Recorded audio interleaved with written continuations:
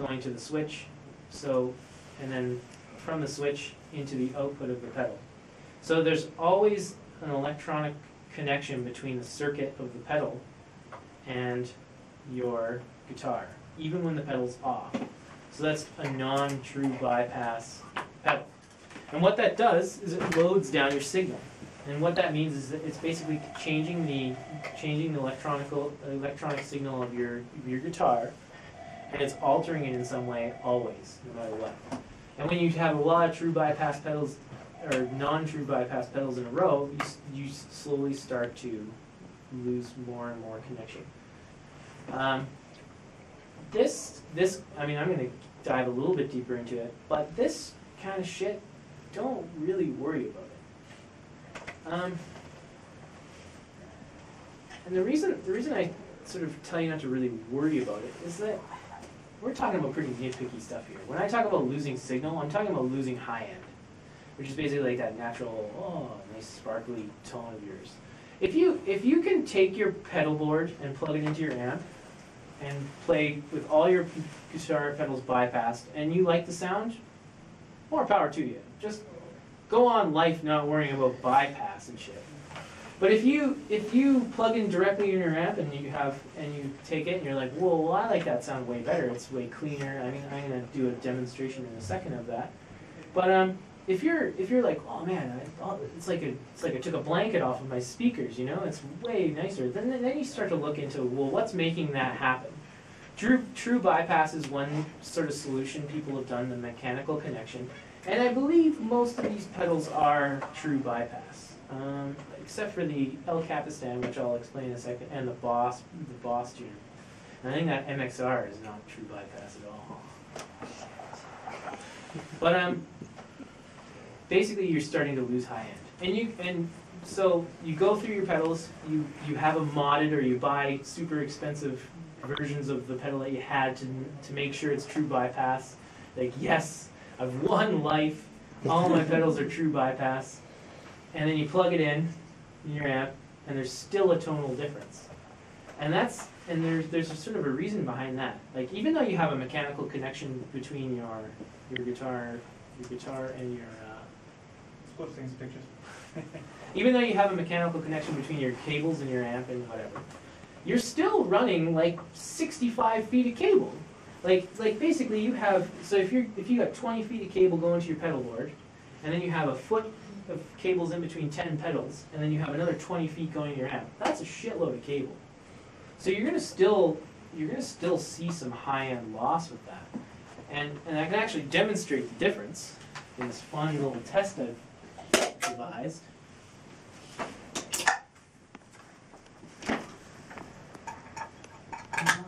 Amazing. So what I have here is what's called a true bypass box, which basically, if you didn't have a pedal that was not true bypass, you could put it in this box and just leave the pedal on all the time, and then basically when you hit the true bypass box, it'll eliminate that pedal from the circuit mechanically. So what I have is my true bypass box running 60 feet of cable.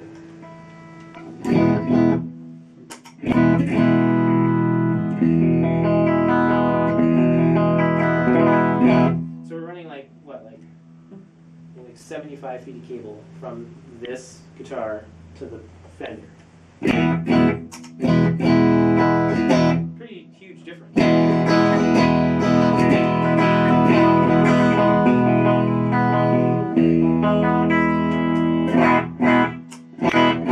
So you can hear the high end going away. You want to try that with a guitar with active pickups? No, I don't. I'm going to go into that as well. All right.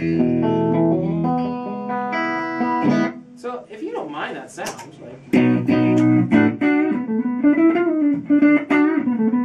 who cares? Like, whatever. Your amp also has a treble knob as well, which you can fix that. This is about pedals, though. Yeah. So imagine that's your special pedal board. Well, what can I do to fix that? And actually, before I go into fixing it, let's talk about why that happens. And this is the most interesting thing I'm going to tell you guys about today. there are three forces at work when you're talking about signal loss. And I'll tell you what, it's not even really signal, well, it's technically signal loss. If you guys know how guitar pickups work, basically it's a coil of wire wrapped around magnets. Or sorry, no, poles with magnets attached to them. Electronically, there's two sort of forces that these pickups are sort of doing. First of all, there's an inductance, it's called. Inductance is basically the magnetic properties of the pickup, sort of changing the electrical pattern of the thing to pick up the sound. And whenever you have a coil of wire, which is what a pickup is, you have what's called a resistance. You have an inductance and a resistance coming from the guitar. And this is basically what's called basically a high impedance connection. So basically like a high resistance. And the reason we like high resistances is because fuzz pedals and all other pedals sort of basically react to your pickups more with a higher resistance. Fuzz pedals don't like to see a low impedance signal. It's just sort of the way they sort of work. But the problem with a high resistance circuit or a high impedance circuit is basically you can only go a certain amount of length of cable before you start to see signal loss. And the reason you do that is because all cable has what's called a capacitance as well. And what a capacitance is basically it's storing electricity. And when you combine inductance, resistance, and capacitance, you basically form an electronic circuit. And what you've created is you've basically created a low-pass filter. And a low-pass filter is basically the same thing on a mixing board. Is basically you're using the low-pass filter to cut a certain amount of highs from the signal. And you can basically actually, on a mixer, you can usually sweep that signal, so it's cutting off a certain amount of highs at a certain point, and then it starts in with the rest of the signal. So basically, we've created a low-pass circuit, or a low-pass filter. In order to sort of fight the cutoff point of a low-pass filter, you adjust the capacitance of that circuit. Basically, your capacitance being governed by the cable, there's two ways you can get away with changing the capacitance of the cable. If you lower the capacitance, basically you change the frequency in which the low-pass filter will cut off the frequencies. So lower the capacitance, move the filter away from the frequencies that the guitar is making, and then you've got more high-end going through.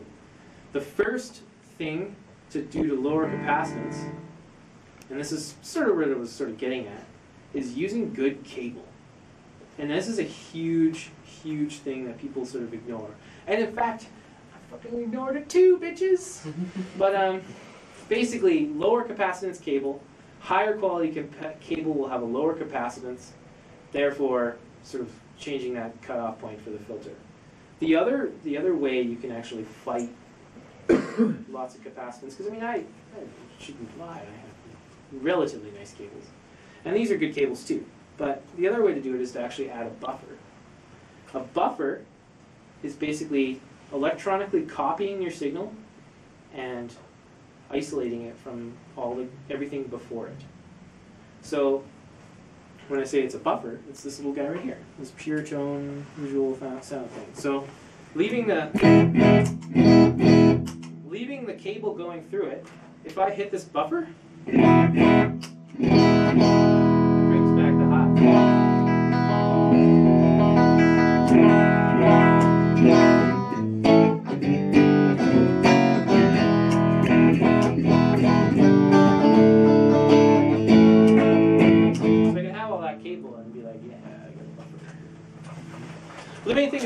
The main thing I'm sort of saying is there are things to fix that high-end loss should you feel like fixing it.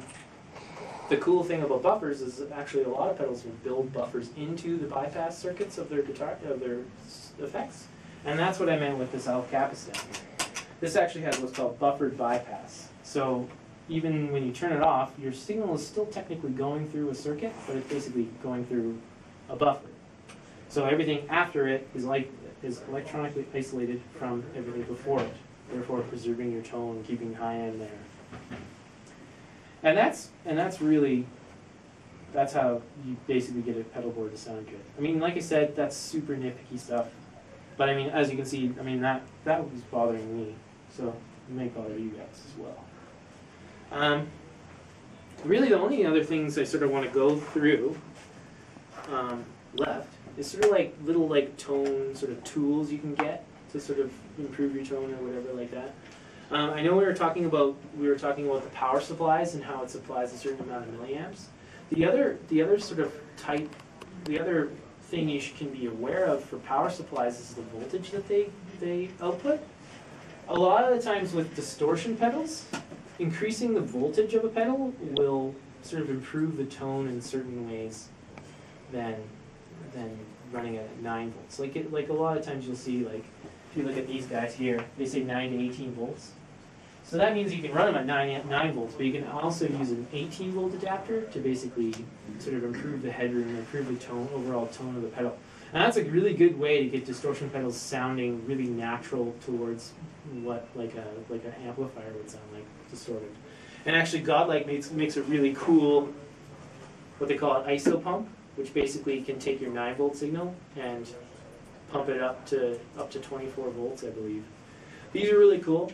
For some reason, my Dr. Scientist pedals don't like it, but I've tried it on other ones and they do like it. You just got to be aware that when you're amplifying voltage, you might actually be amplifying any kind of noises that you have as well. So there was a noise that my Dr. Scientist pedal had, and then I put this on there. I was like, woo, super noisy.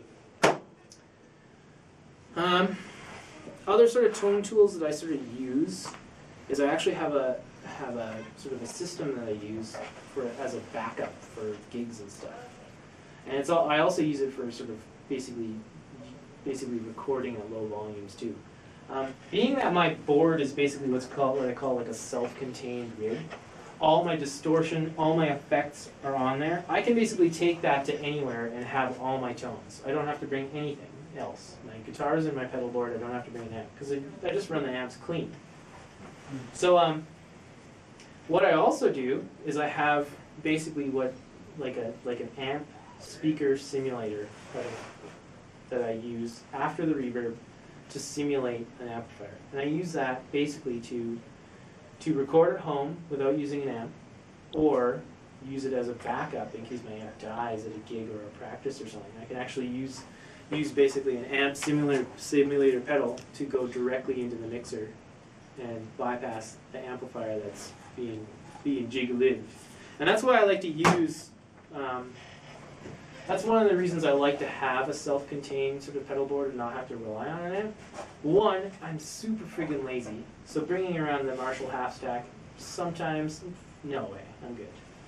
And the other reason is that amplifiers in general tend to be a little bit more unreliable than pedals. Now, I should say that with caution because every connection that you have on those pedals is a potential for going down at a gig. But you just carry lots of pedals or lots of cables just in case one goes down and you can have that. So I like doing that. There's also, when I talk about upping the voltage on stuff, you can actually down the voltage on stuff. Going below, like varying the voltage lower in pedals can sort of create more off-the-wall sort of type effects. Fuzz pedals, for example, when they're running and the battery's dying or the voltage is swaying on it, they'll sort of sound like more like sort of gated and weird and crunchy sort of sounding. So that's a fun sort of thing to do as well.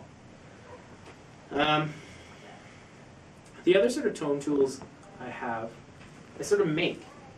And it's sort of another sort of position that you're in when you're a cheap asshole like me. Pedals are easy to make. And I mean, I don't really want you guys to go and try it if you don't really want to do it, but making circuits and tone tools and stuff like that is really easy. I mean, you just need half a brain and a soldering iron to sort of get stuff going. Like this is basically like a volume pot in the box that I made. This is basically like a volume knob after my effects pedal to sort of adjust the overall volume of the of your signal. So if you're recording at home, you can just use this to sort of back down the volume of your amp. Other tone tools I've made is basically this favorite switch that I have, it's called. This is for the delay pedal. Basically it's a preset that you can basically set a preset with that pedal and save it and recall it at any time, no matter what the knobs are at. And I made that. I mean, there's like 3 wires in there. So there's no reason that you can't make stuff. I mean, it does get to the point where you start to make your own pedals, like this one that I made. But when you sort of look at it and sort of dissect what a pedal looks like on the inside, there's really not a lot to it. Basically, you have your circuit board, and these are all the components for the pedal. And then all these blue, green, and purple wires are just going directly to the potentiometers in here, and they're just soldered directly. And then the yellow and the orange wires are getting wired directly to the switch.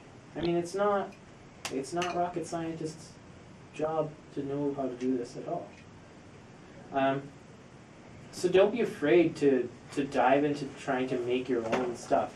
I thought I had a book that sort of got into the beginning of it, but I don't. But it's called, what is it called? Electronic Projects for Musicians by Craig Anderton, who's a relatively well-known guy who used to write columns for Guitar World and stuff in the 80s?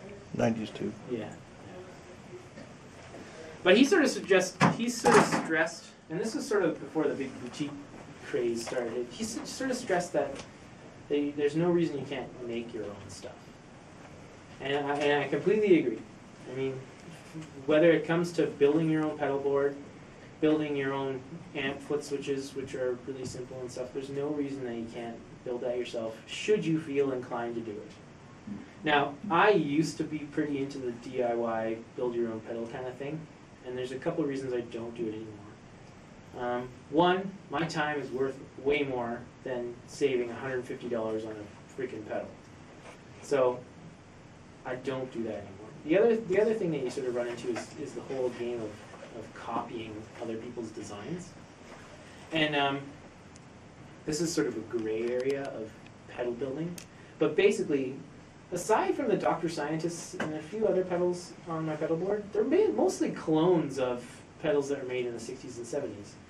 So really, when it comes to pedals, there's no sort of conscience in cloning other people's designs. But I'm not really into the cloning thing. I think basically you're taking the work away from a nice Chinese kid in China somewhere. And Or some guy in a basement in Portland. Yeah, exactly. Nicholas. But the reason I sort of encourage the DIY thing is because it leads to all those pedals on that table. And that's basically like the boutique industry. Boutique pedals are basically handmade pedals that are built in the US or wherever. And they're basically sort of embodying the soul of the 60s and 70s. And the reason I say that is that these guys are taking the same mantra of we're not afraid to do anything that we want, and they're doing it as well. Like a rather famous boutique pedal is the Fuzz Factory, which is these guys were sort of Zachary Vex of Z-Vex Electronics. He was sort of one of the pioneers of boutique stuff.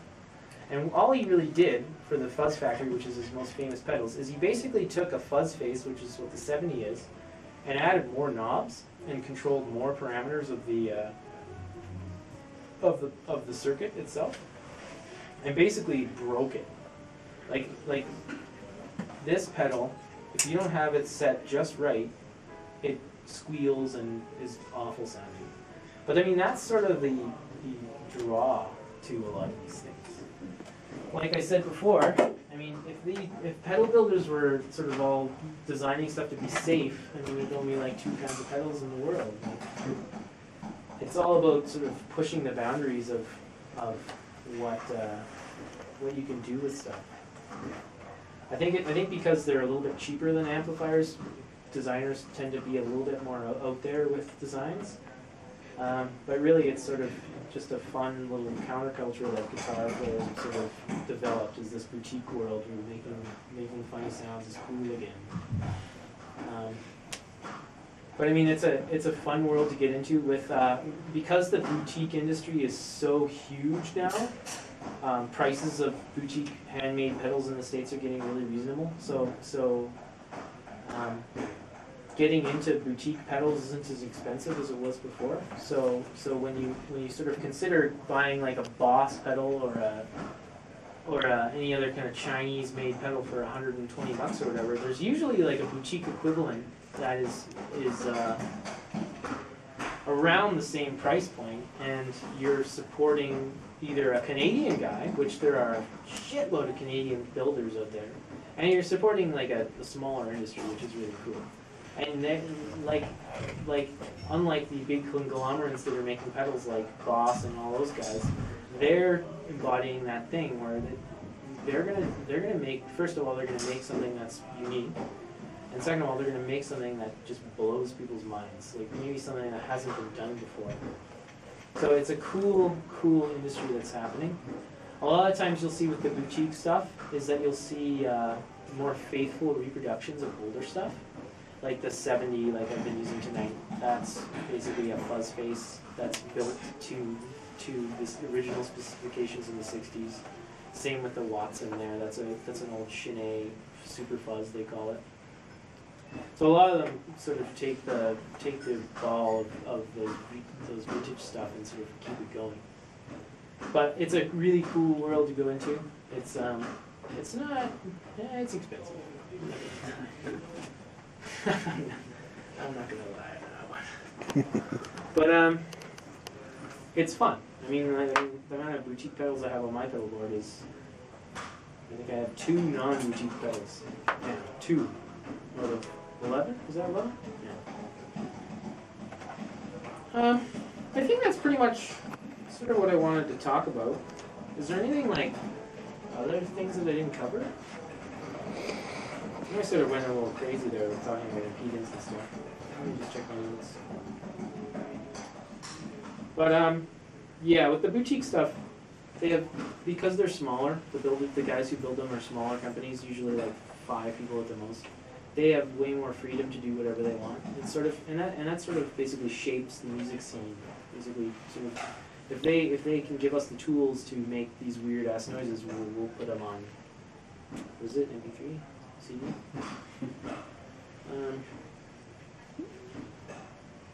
These gates.